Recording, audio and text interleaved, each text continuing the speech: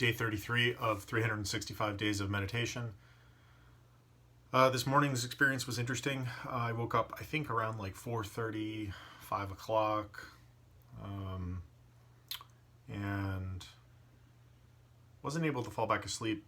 Usually when I'm not able to fall back asleep, my mind's kind of racing about things I need to do, or, historically when my mood wasn't in a great place, maybe ruminating on not so positive past experiences, or worrying about the future, or worrying about some imagined future catastrophizing type thing. But if my mood is pretty stable, it's often just thinking about tasks I need to complete or didn't complete the day before, or something like that, when I wake up in the middle of the night. But tonight, or this morning early when I woke up around 4:35, I was just thinking really positive things. I noticed just this sense of gratitude for my life. I was really grateful for the bed I was lying in. I was super grateful for my wife, who was getting ready in the other room. She had an early day of work, and just this sense of love, just huge amount of love for her, like overwhelming.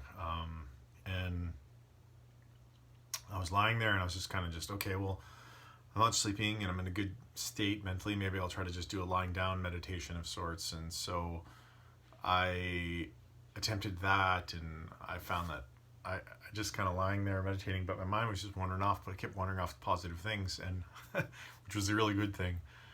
And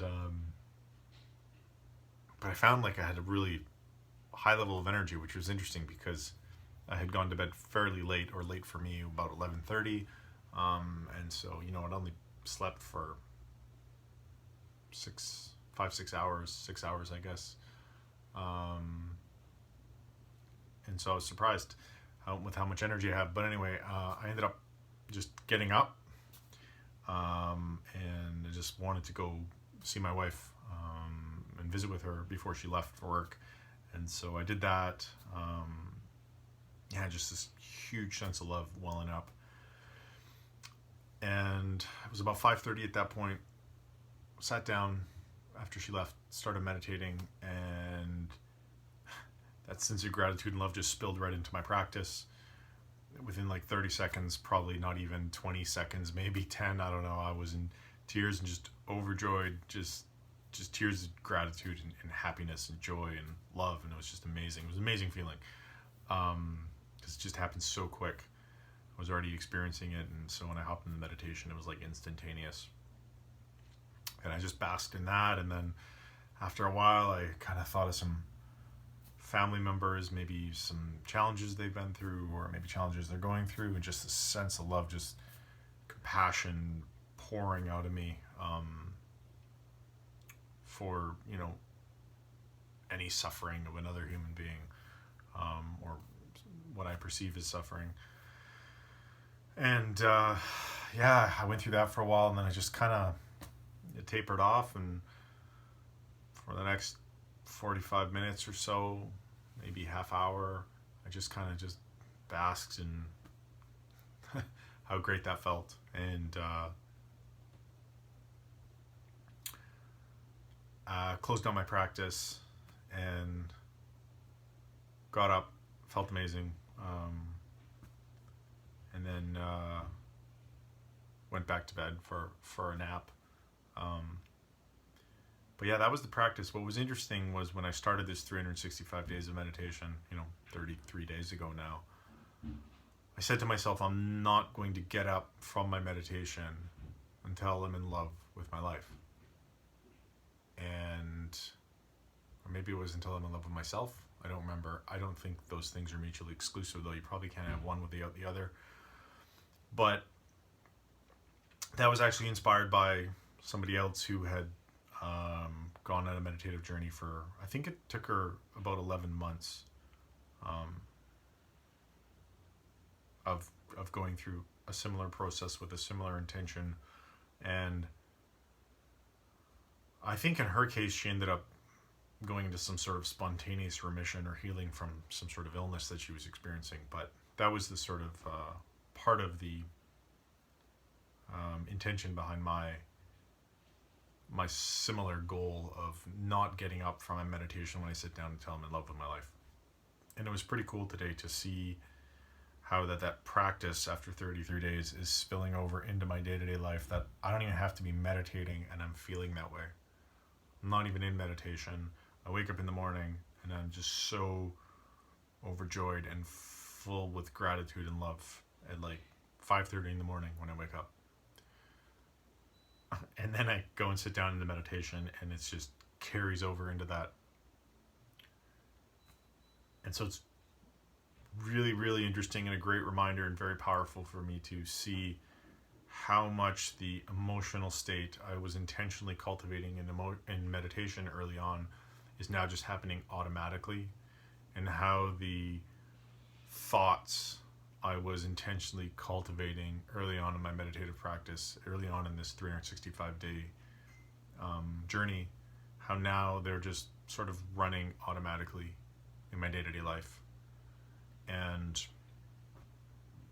from a mental health perspective, I mean, day and night to how I felt when I started this journey just a month ago, and it totally makes sense to me because I know that my emotional state when I'm in a depressed state or an anxious state is directly related to the thoughts I'm thinking on a day-to-day basis and the emotions I'm sort of habitually cultivating through my default mode of thinking. So yeah, I don't know what to say other than it's just really awesome to see such powerful results in such a short period of time. Yeah, so that's it for today. In closing, if you're struggling with your mental health, ruminating, worrying, catastrophizing, obsessing, feeling anxious, feeling depressed, just unable to cope with your mental or emotional state, talk to somebody. Aunts, uncles, grandparents, cousins, parents, friends, colleagues, co-workers, teachers, coaches, mental health professional. If you can get your hands on a good one, get the services of a good one. And I'm sure everyone goes into it with a good intention, but there are varying degrees of professionalism and varying calibers of quality of care that mental health professionals can provide. It's no different than anything else in life. There are varying skill levels and levels of genuine passion for what people are doing with their work in the mental health profession, just as there are in any other profession. So if you are going to see a mental health professional, just know that you might not click with the person that you see. You might find that the quality of care is not good. And if either of those things is the case, don't stop there. Go see somebody else until you find somebody that you feel is giving you the care you need, that's pushing you just at the right level, because it is up to you to do the work. Once you get in to see a professional, the work is on you. They will guide you through, they will help you uncover things, but ultimately you're going to learn a new way of thinking about past events in your life, future events, current events, perceiving the world, and adjusting sort of your belief system and your interpretation of things that have occurred and will occur. And that work happens from within. They're a guide. So that's it for today. Thanks for watching. Have a great evening and take care of yourself.